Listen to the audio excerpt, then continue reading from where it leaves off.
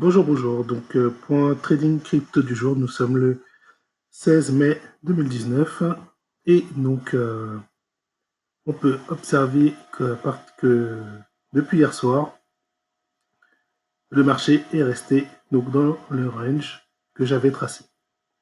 Voilà, comme je vous avais dit, comme les jours derniers, pardon, le marché est resté confiné dans sa zone de range et donc dans ma zone de travail.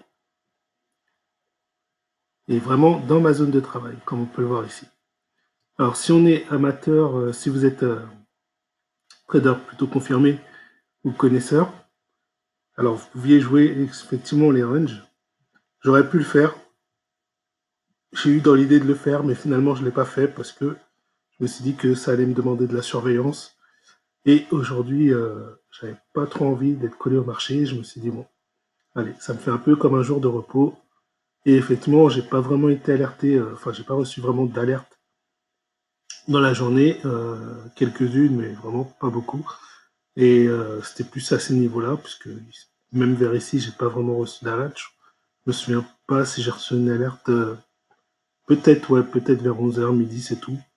Mais ouais, c'était vraiment dans la nuit qu'il y a eu des alertes. Et le signal n'a pas dépassé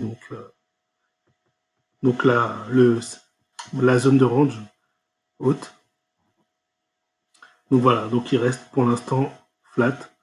Et il tourne autour de sa moyenne mobile, comme on peut le voir. Voilà, avec des grands coups d'accélération quand il l'a franchi.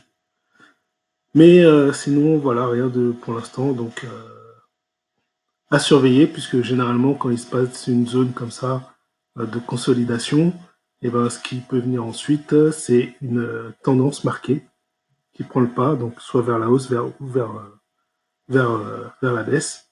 Ça, on le verra au moment venu.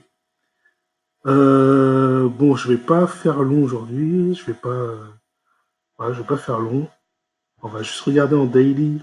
Donc là, on était, comme d'habitude, je mets toujours le graphe en heure.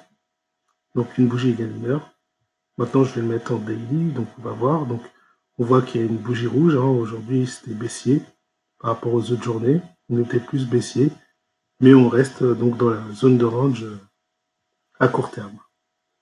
Donc par rapport au signal un peu plus long terme, donc en horizon daily, donc on peut voir qu'on a une une accélération à peu près continue, même si elle a été un peu flat ici.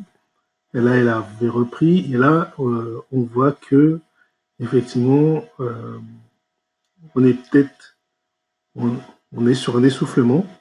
Donc, est-ce que ça va être une zone à moyen terme de consolidation? Ça, on le verra.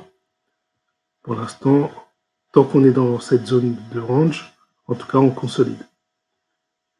Et certainement, quand on va sortir cette zone de range, on va soit reprendre une tendance haussière, soit reprendre une tendance baissière. Il faudra surveiller aussi la moyenne mobile, si elle se rapproche trop du... si elle se rapproche beaucoup du cours du Bitcoin, il est possible que si le Bitcoin descende en dessous de la zone de range et que la moyenne mobile n'est pas loin, c'est possible qu'il aille la rejoindre. Ça sera à surveiller dans les jours ou dans les semaines qui vont venir. Alors, en hebdomadaire, donc on a fait un grand parcours et là on voit qu'on est en train d'arriver vers des zones. Donc là, si on regarde le passé, on est sur des supports, résistances, donc c'est des zones qui sont difficiles à franchir.